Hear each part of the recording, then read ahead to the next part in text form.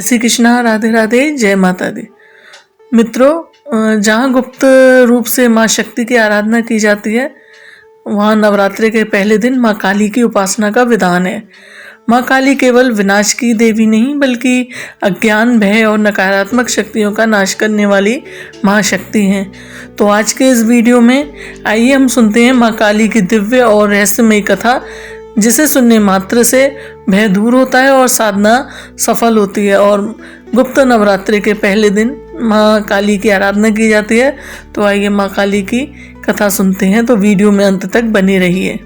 10 महाविद्याओं में माँ काली का प्रथम स्थान है। महाभागवत के अनुसार माँ काली की मुख्य हैं और उन्हीं के उग्र तथा सौम्य 2 रूपों से अनेक रूप धारण करने वाली 10 महाविद्या हैं। ये महाविद्या अनंत सिद्धियां प्रदान करने में समर्थ हैं। दर्शनिक दृष्टि से भी कलात्व की प्रधानता सर्वोपरि है, इसलिए माँ काली ही समस्त महाविद्याओं में आदि हैं। उनकी विद्यमान विभूतियों की माँ काली या काली ही समस्त विद्याओं की आदि हैं। उनकी विद्या में विभूतियां ही महाविद्या हैं। महाकाल की प्रियतमा काली ही अपने दक्षिण और वाम रूपों में 10 महाविद्याओं के नाम से विख्यात हुई हैं। बृहन्निल तंत्र के अनुसार रक्त और कृष्ण भेद से काली ही 2 रूपों में अधिष्ठित हैं। कृष्णा का नाम दक्षिणा और रक्तवर्णा का नाम सुंदरी है। कालिका पुराण में कथा आती है कि एक बार हिमालय पर वे अवस्थित मतंग मुनि के आश्रम में जाकर देवताओं ने महामाया की स्तुति की। स्तुति से प्रसन्न होकर मतंग वनिता के रूप में भगवती ने देवताओं को दर्शन दिया और पूछा कि तुम लोग किसकी स्तुति कर रहे हो। उसी समय देवी के शरीर से काले पहाड़ के समान वर्ण वाली एक और दिव्य नारी का प्राकट्य हुआ। उस महातेजस्विनी ने स्वयं ही देवताओं की ओर से उत्तर दिया कि ये लोग मेरा ही स्तवन कर रहे हैं। वे काजल के समान कृष्णा थी, इसलिए उनका नाम काली माँ पड़ा।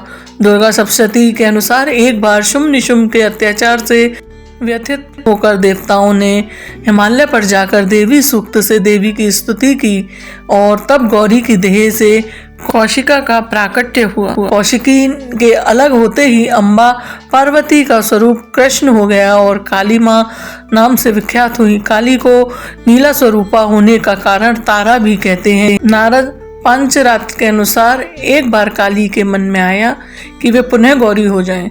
यह सोचकर वे अंतर्ध्यान हो गईं। शिवजी ने नारद जी से उनका पता पूछा। नारद जी ने उनसे सुमेरु के उत्तर में देवी के प्रत्यक्ष उपस्थित होने की बात कही। शिवजी की प्रेरणा से नारद जी वहां गए। उन्होंने देवी से शिवजी के साथ विवाह का प्रस्ताव रखा। प्रस्ताव सुनकर देवी क्रुद्ध हो गईं और उनकी देह से एक अन्य षोडशी विग्रह प्रकट हुआ और उससे छाया विग्रह त्रिपुर भैरवी का प्राकट्य हुआ। प्राय 2 रूपों में काली उपासना का प्रचलन है। भवबंधन मोचन में काली की उपासना सर्वोत्कृष्ट कही जाती है। शक्ति साधना में 2 पीठों में काली की उपासना श्याम पीठ पर करने योग्य है। भक्ति मार्ग में तो किसी भी रूप में उन महामाया की उपासना फलदायक है, पर सिद्धि के लिए उनकी उपासना वीर भाव से की जाती है। साधना के द्वारा जब अहंता, ममता और भेद बुद्धि का नाश होकर साधक के पूर्ण शिशुल्व का उदय हो जाता है, तब काली का श्री विग्रह साधक के समक्ष प्रकट हो जाता है। उस समय भगवती काली की छवि अपर्णनीय होती है। काजल के पहाड़ के समान दिग्वसना, मुक्त कुंतला, शब पर आरूढ़ मुंडमाला धारणी भगवती काली का प्रत्यक्ष दर्शन साधक को कृतज्ञ कर देता है। तांत्रिक मार्ग में यद्यपि काली की उपासना दीक्षा में है, तथापि अनन्य शरणागति के द्वारा उनकी कृपा किसी को भी प्राप्त हो सकती है। मूर्ति मंत्र अथवा गुरु द्वारा उद्दृष्टि से किसी भी आधार पर भक्ति भाव से मंत्र, जाप, पूजा, होम करने से भगवती काली प्रसन्न हो जाती हैं। उनकी प्रशंसा से साधक को सहज ही संपूर्ण अभिष्टों की प्राप्ति होती है। तो माँ काली की एक कथा हमें सिखाती है कि जहाँ भय है वह माँ काली संरक्षण है, जहाँ अंधकार है वहीं से प्रकाश का आरंभ होता है। माघ गुप्त नवरात्रि में माँ काली की उपासना मन के विकार, भय और नकारात्मक का नाश करती है और साधक की शक्ति, साहस और शांति प्रदान करती है।